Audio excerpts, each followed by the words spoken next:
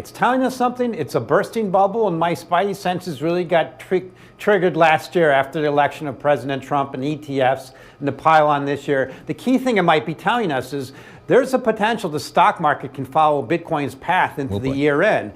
It's just partly what happened. So remember this, we've only had 2 down years in the S&P 500 total return since 2008. And every time we had a down year, we had that Bitcoin to gold ratio dropped a lot. Now it's dropped a lot this year. It's signaling problems.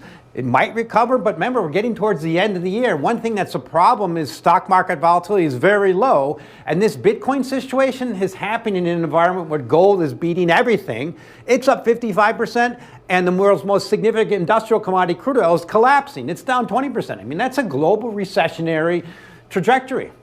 What you do so well is put Bitcoin's decline or its moves in context with other asset classes that we should be paying more attention to, like gold, like oil, like the S&P 500. Yet when you look at Bitcoin's price action on its own, it's hit a lower low for 11 straight sessions, which I believe is a record streak down. What's the significance of technical indicators like that? So that's the key thing about Bitcoin, Scarlet. There's no underlying there's no basis for it. It's just a number on a screen. So you have to use technicals. And as of yesterday and as of this morning, it was getting pretty significantly oversold for a bear market. The best rallies come in bear markets. I even talked to some traders yesterday. I was looking at buying some MicroStrategy because it got so beat up, which is leveraged Bitcoin. So I think at this stage now, we might see a bounce. It might get to 100,000, but I think it's flipped the switch to a bear market and it's going to continue lower. I'm just afraid of the dominoes following it. So key ratio I've been watching forever is Bitcoin to gold, and that's broken down hard, and it's good reasons for it to continue, like I mentioned, because stock market volatility is still so low. So I'm afraid we had the moment in Bitcoin it was October 10th, when everybody learned, okay, the tide's going out, who's wearing clothes? Yesterday, November 20th, that could have been the moment for the stock market. Awesome earnings in NVIDIA, and it goes down anyhow.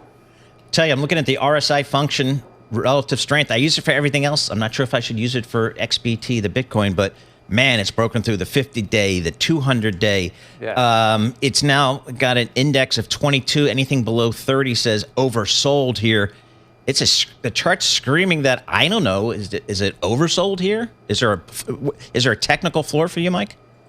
Yeah, well, the key level, I think, was my key pivot earlier in the year was 84. Now it's come back there. It's about 84 right now. This morning it got down to about 80. That's a good level to hang out for a while. Like I said, it could get back to 100. I think that's unlikely, but I think the ultimate key level now, maybe this year or next initially, is around 70. 70 was the high right when ETFs were launched, and it was the low kind of right before President Trump was elected. So that's a key level, and the key thing is what's going to make it to change? And the bottom line is the whole space is collapsing. Bitcoin's just one. The thing to remember is it was the first one in 2009, and there's many millions of these cryptocurrencies now. So I think it's succumbing to that unlimited supply, and I think people are realizing, unfortunately, that markets just don't go to the moon. They often need a really good, solid correction, and finally we're getting it in this space.